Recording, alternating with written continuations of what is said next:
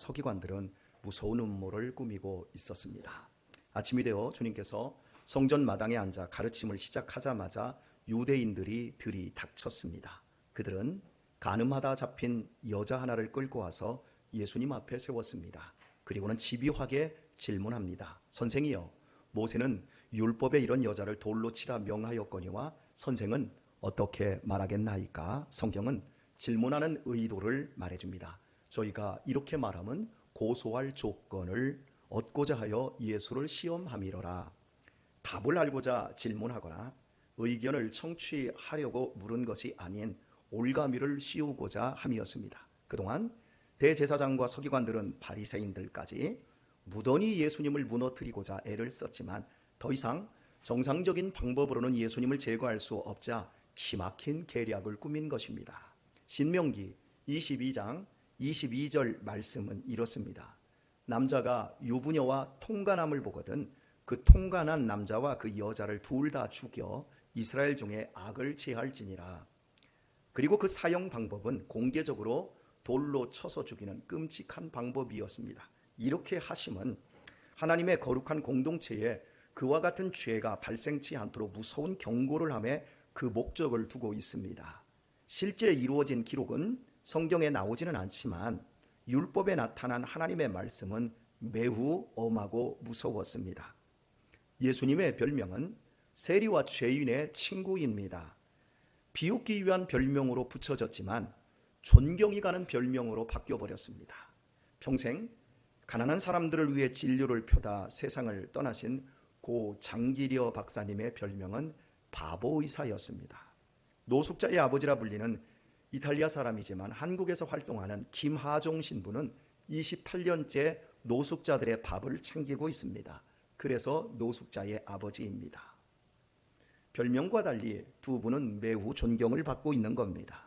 바리새인들이 예수님을 깎아내리고자 세리와 죄인의 친구라고 별명을 붙였지만 도리어 백성들 사이에서는 긍휼과 자비가 풍성한 분으로 더 알려지게 되었습니다. 이런 예수님이 지금 모세의 율법대로 돌로 쳐 죽이라고 하면 자비로운 예수님의 명성은 한 번에 무너지게 됩니다. 그리고 더 큰 문제가 발생합니다. 당시 이스라엘은 로마의 식민지로서 사형권, 즉 형사권은 유대 총독 빌라도에게만 있었습니다. 오늘처럼 사형에 해당하는 죄가 드러났을 경우 이스라엘 자치기구에서 총독에게 정식으로 요청해야 되고 총독의 최종 승낙이 떨어졌을 경우에만 사형 집행이 가능했습니다. 이런 이유로 예수님을 십자가에 못 박을 때도 총독 빌라도에게서 사형 집행권을 얻어냈던 것입니다. 절차가 있습니다. 그러므로 아무리 모세의 율법이 무겁다 할지라도 현장에서 돌로 쳐 죽이면 당장 로마법에 위배를 받습니다. 이 상황을 주도한 사람들은 예수님께서 율법대로 하라고 말할 경우 총독에게 사형권을 얻는 과정을 생략할 것이고 즉시 돌을 던져 죽일 것입니다. 그리고 다른 사람들도 군중 심리에 의해 압도되어 함께 돌을 던질 것입니다. 여자는 그 자리에서 즉사하게 될 것이고 그 책임은 돌로 치라 명한 예수님이 고스란히 지게 되어 바로 체포되는 것입니다. 그렇다고 용서하라고 눈 감아주라고 할 수도 없는 일입니다. 그렇게 되면 율법을 신처럼 여기는 이스라엘 사람들에게 예수님은 율법을 무시하는 반역자, 즉 반율법주의자가 될 것이기 때문입니다. 개인은 착하지만 개인이 군중이 될 경우 반드시 폭력적으로 변모합니다.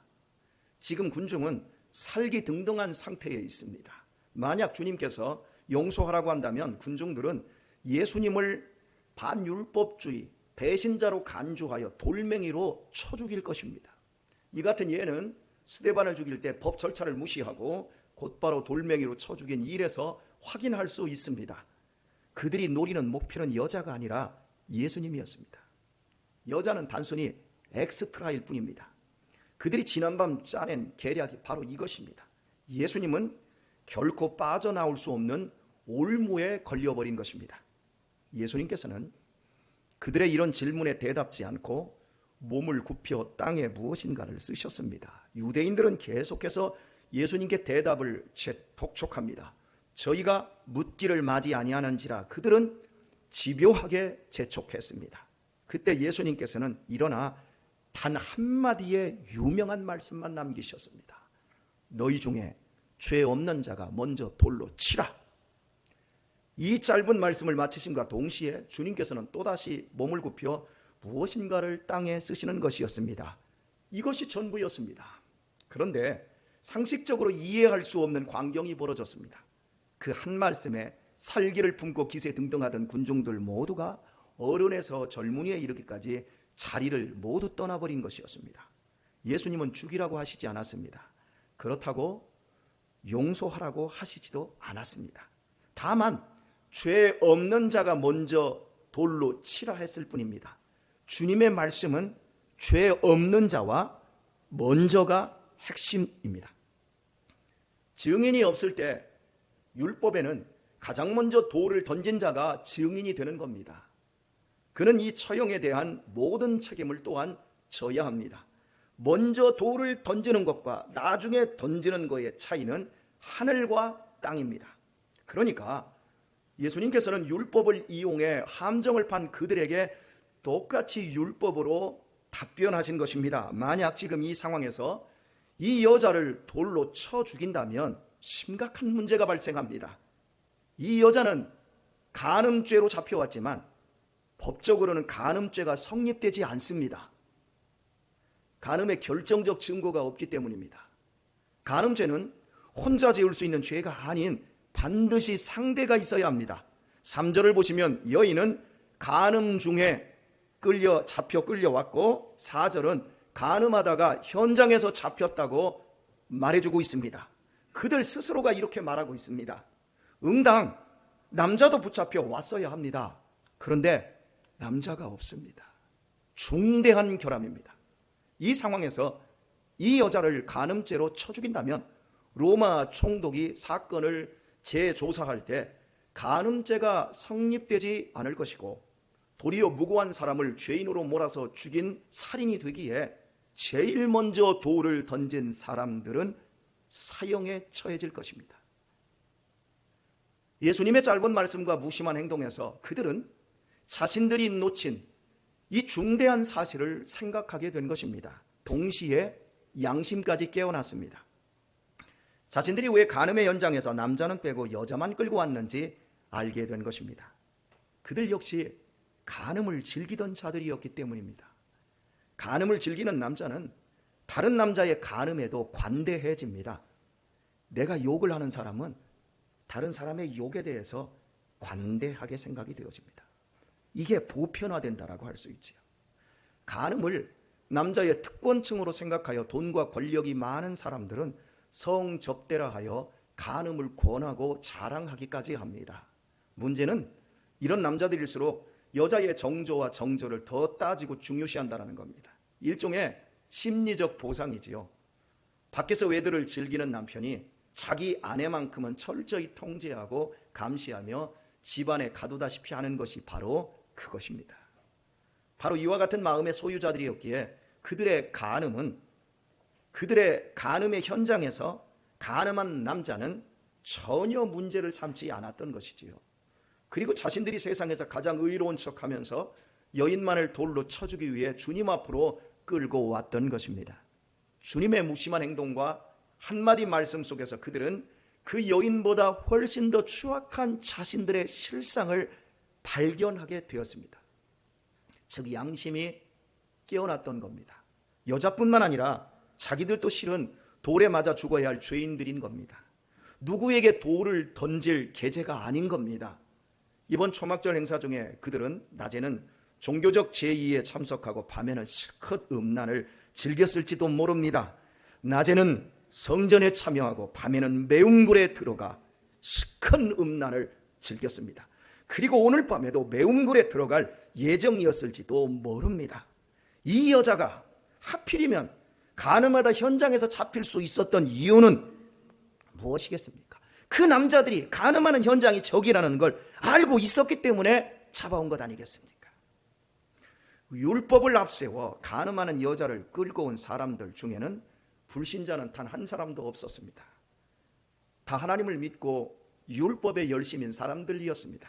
그러나 그들은 그 특별한 열심에도 불구하고 자신들의 죄는 청산하지 못하고 있었습니다. 지적질하고 판단하고 돌멩이를 던지지만 실은 자기 죄는 해결하지 못했습니다. 자녀를 탁달하고 자녀를 억압하지만 실은 자기 부모가 가진 담배 하나 끊지 못하고 부모의 입술에 있는 욕 하나 제거하지 못한 부모들이 자식들을 병들게 하고 자식들을 죽이는 거죠. 예수님께서 아주 짧은 시간에 그들의 양심을 작동시켰을 때 그들 가운데 어느 누구도 거기에 있을 수 없었습니다. 가장 거룩하다고 하는 예루살렘이 실제로는 가장 더럽고 음란한 도시였던 것이지요. 어느 누구도 음란하지 않은 사람이 없었습니다. 단지 서로가 모르고 있었고 서로가 안다고 할지라도 눈 감아주고 있었고 만성화되어 있었을 뿐입니다. 가늠하다가 현장에서 잡힌 여자는 빙산의 일각에 불과했을 뿐 남녀노소를 가리지 않고 모두 음란했습니다. 단지 그들은 자기 양심을 스스로 잠재운 채 겉으로 나타나는 종교 생활로 스스로 보상받고 위안받고 있었을 뿐입니다. 그들이 진정으로 율법을 지켰다면 자기 자신의 썩은 생활로 인해 하나님이 두려워서 견딜 수 없었을 것입니다. 그러나 이미 그들의 양심은 마비되어 있었기에 그런 두려움을 전혀 느끼지 못하고 있었습니다. 오늘날 우리가 미디어에서 보는 죄들은 우리 사회에 있는 죄들의 지극히 작은 부분에 불과할 뿐입니다. 실은 숨겨진 채 꼭꼭 숨어있는 죄가 훨씬 많습니다. 드러난 죄는 빙산의 일각일 뿐 숨겨진 죄는 사실 어마어마합니다. 드러난 죄는 아무것도 아닙니다, 여러분. 이제 현장에서 잡혀온 여자는 그 음란의 영향력을 더 이상 끼칠 수가 없습니다. 이미 들통난 죄는 정죄되었습니다. 들통난 그 죄는 이미 다른 사람들에게 경계를 받고 있기 때문에 이 여자는 더 이상 죄에 대해서 아무런 힘을 발휘할 수 없습니다. 예수님께서 죄인들의 친구가 되어주신 이유가 무엇이겠습니까? 그들의 죄가 이미 들통났기 때문인 겁니다. 그들의 죄는 내가 알고 다른 사람들이 다 압니다. 그들의 죄는 더 이상 다른 사람들을 해칠 수 없습니다. 이제 그의 죄는 힘을 쓸 수가 없습니다. 그리고 여러분들이 알고 있고 경험하고 있듯이 예수님 앞에서 드러난 죄는 예수님께서 다 해결해 주십니다. 죄는 예수님 앞에서 들켜야 살 수가 있습니다. 다윗 왕의 음란이 숨겨져 있을 때는 충실한 자신의 부하 우리아를 교살해버리고 그 아내를 빼앗았어요. 음란으로 그 아내 밧세바를 빼앗아버렸어요.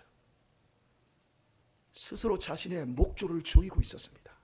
어떤 왕보다도 더 선한 목자 노릇을 다윗은 했지만 그는 속에서 죽어가고 있었습니다.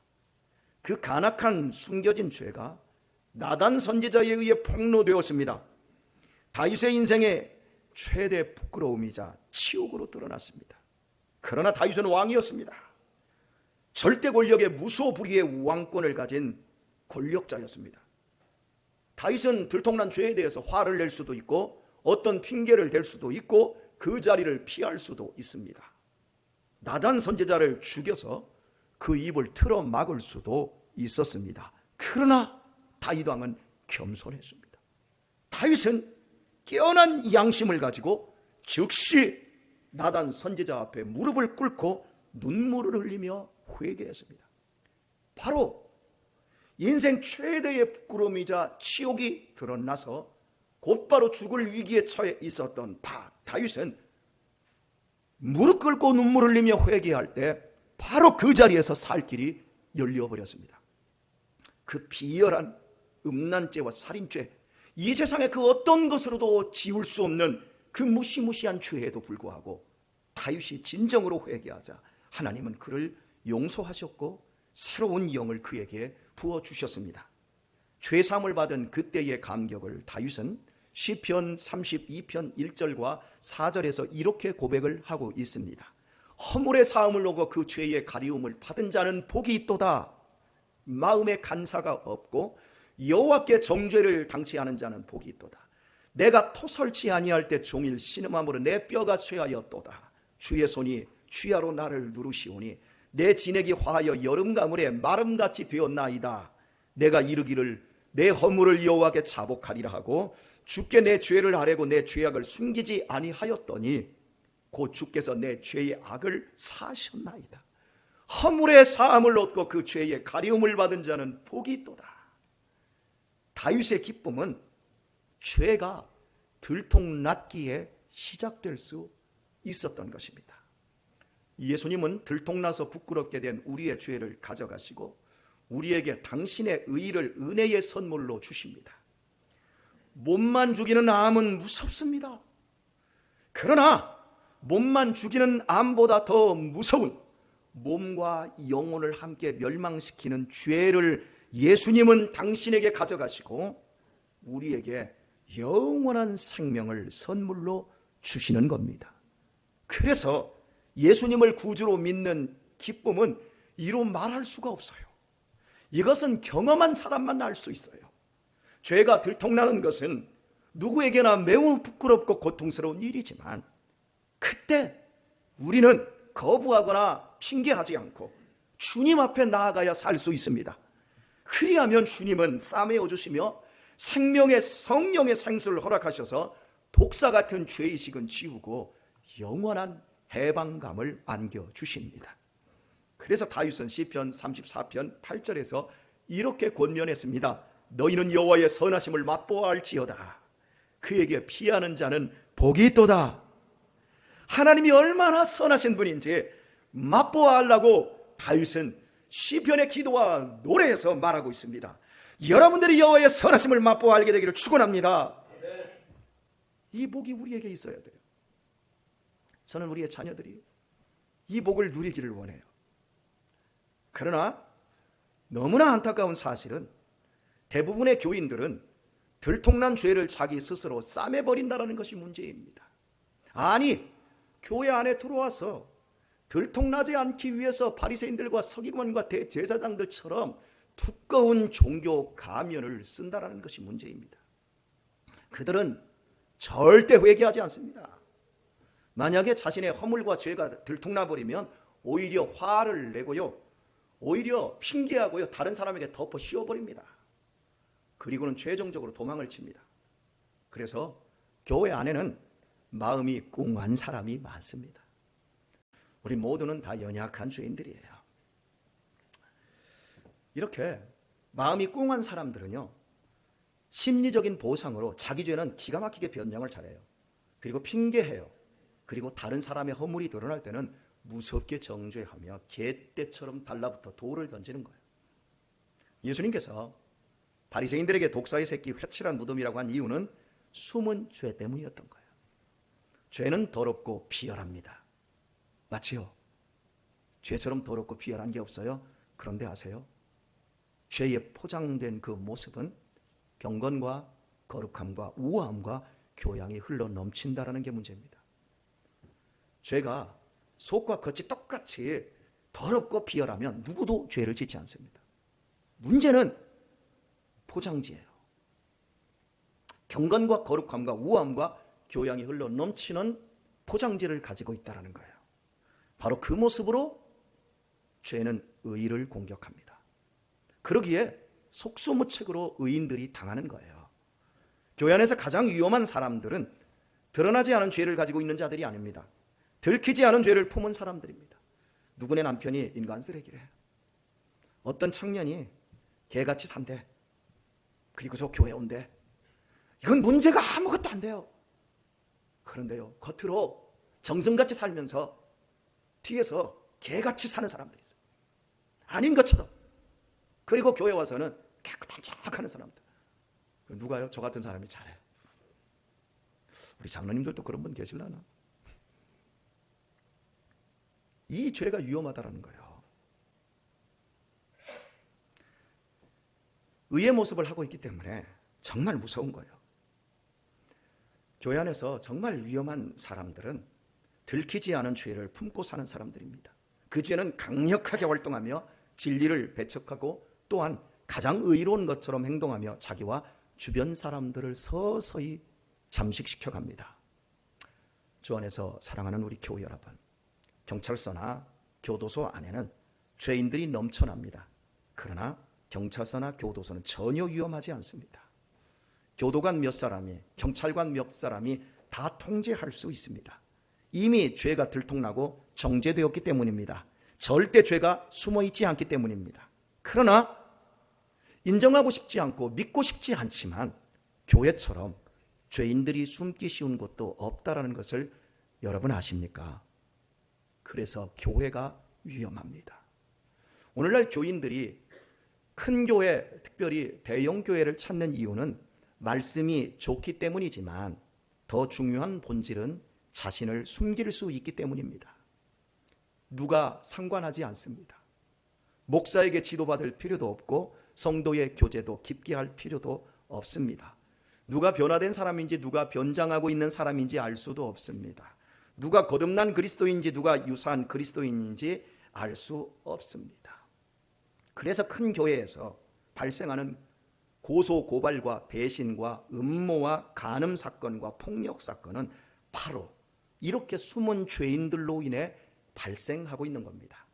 그것도 초신자들에 의해서가 아닌 그 교회에 가장 오래 믿은 겉으로 거룩의 옷을 입은 중직자들에 의해서 말입니다.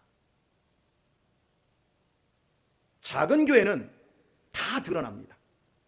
우아한 연기를 할 수가 없습니다. 허물과 단점까지 속속들이 다 들통납니다. 거듭나지 않고는 견딜 수 없습니다. 말씀 앞에 참으로 회개하지 않고 새로워지지 않고는 불편해서 견딜 수가 없습니다. 저는 여러분들이 누가 거듭난 생활을 하는지, 누가 거듭나지 않은 채 교회만 왔다 갔다 하는지 저는 다 합니다. 이 강단에서 제가 이렇게 보면 다 보여요. 여러분들의 삶에 있어서 우선순위가 무엇일지, 여러분의 중심이 무엇일지 우리는 거의 다 알아요. 우리 교회 권사님들, 기도하시는 권사님들 모르시는 사람 하나도 없어요. 기도하는 장로님들 모르는 사람 하나도 없어요. 다 알아요. 이게 작은 교회에 이게 실상이에요.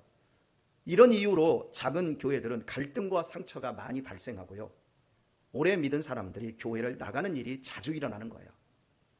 이 때문에 오늘날 많은 사람들이 작은 교회를 기피합니다. 큰 교회나 작은 교회나 모두 대속받아야 할 죄인들이 가득한 거예요. 큰 교회도 문제가 아니고 작은 교회도 문제가 아니고 문제는 그 안에 숨으려고 하는 사람들, 들통났을 때 그 들통난 죄를 가지고 예수님 앞에 가지 않고 그냥 자기가 싸매버린다는 것이 문제인 거예요. 그러므로 복음의 능력 앞에 회개하여 새 사람 되고 생수이신 성령을 의지하지 않으면 우리 주님을 매우 슬프게 하는 일입니다. 그리고 본인의 인생도 정말 피눈물 나는 고통을 향하여 한 걸음씩 나아가고 있을 뿐입니다. 숨기고 싶은 나의 허물과 죄가 드러나는 것은 허물의 사함을 놓고 그 죄의 가리움을 받을 기회인 겁니다. 성령의 생수를 마실 수 있는 기회인 겁니다. 가늠하다 잡힌 여인이 그 죄가 들통난 것은 결국 복이 되었습니다. 뒷골목에서 몸을 팔며 하루하루를 음란한 죄 속에서 죽어가는 여인은 오늘 본문에 여인만 있었던 것이 아니었습니다.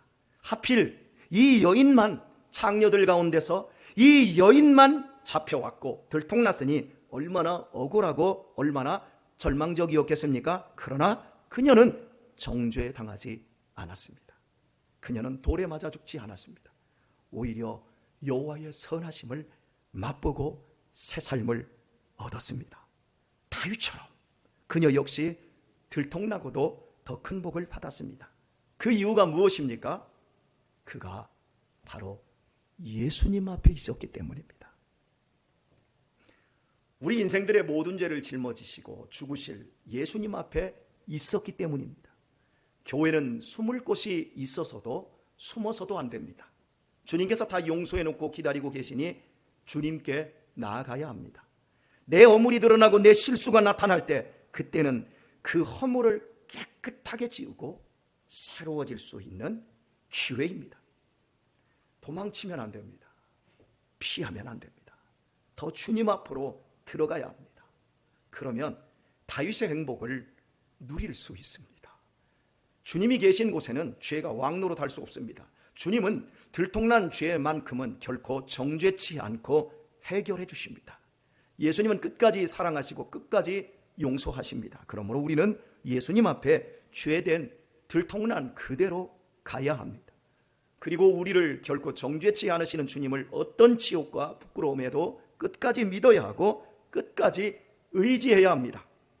주님을 욕하고 저주한 베드로와 주님을 팔아버린 가룟 유다는 똑같이 비겁함과 야비함이 들통나고 말았습니다.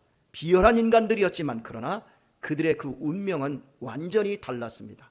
잘 아시다시피 가룟 유다는 예수님을 피해 지옥으로 도망을 쳤지만 베드로는 예수님의 발 앞에 엎드려 주님을 사랑하노라 고백하며 천국으로 올라가는 길을 선택했습니다. 주님께서는 지금도 자신의 허물과 죄로 몸부림치는 사람들을 기다리고 계십니다. 더욱 들통난 죄로 치욕과 수치감에 절망하는 인생들을 고치시고자 기다리시고 계십니다. 오늘의 말씀을 맺겠습니다. 저는 여러분 모두가 예수님의 용서의 능력을 경험하기를 진심으로 축복합니다. 여러분 내면의 죄책감, 지워도 지워지지 않는 그 죄책감으로 얼마나 힘드십니까? 제발 숨지 마세요. 가끔씩 여러분의 숨겨진 허물과 죄가 들통나지 않습니까? 그때 제발 피하지 마세요. 주님 앞에 엎드리셔야 돼요. 결코 정죄치 않으시는 주님의 용서와 구원의 은총을 경험하지 못한 채 믿을수록 죄책감만이 커지고 믿음 생활이 짐처럼 여겨진다면, 그래서 다 내려놓고 때려치고 싶다면 나는 교회 안에 깊이 숨어있는 죄인일 수 있습니다. 하나님은 당신의 아들 예수님을 십자가에 발가 벗겨 부끄러운 모습으로 못 박아 놓고는 이 앞으로 나오라고 초청하셨습니다. 누구든지 믿고 나오는 자는 결코 정죄하지 않고 용서하고 성령의 사람으로 변화시켜 주시겠다고 약속하셨습니다. 그러므로 당신 앞에 나와 자신의 부끄러운 죄를 드러내놓고 용서를 청하는데 거절한다면 그분은 결코 하나님일 수 없습니다. 하나님은 사랑이십니다. 하나님은 누구도 정죄하지 않습니다. 내 죄를 내어놓고 살려달라고 하는 사람을 하나님은 내치지 않습니다. 예수님은 의인의 구주가 아닌 죄인의 구주이십니다. 믿으시기를 축원합니다. 결코 우리의 들통난 죄에 대해 정죄하지 않는 하나님을 내 믿음의 눈으로 바라보시고 그 하나님의 사랑에 감격하며 우리 역시 누구도 정죄하지 않는, 누구에게 돌을 던지지 않는 사랑의 삶을 살 때 우리는 참된 크리스찬이 될 것이며, 우리의 삶에는 길이요 진리요 생명이신 예수님으로 인해 하나님의 나라가, 하나님의 생명이 눈부시게 펼쳐질 것입니다. 부디 영원하신 하나님의 사랑 안에서 우리의 양심과 우리의 이성과 우리의 인격이 무한히 성화되어 갈 수 있기를 우리 주 예수님의 이름으로 축원합니다.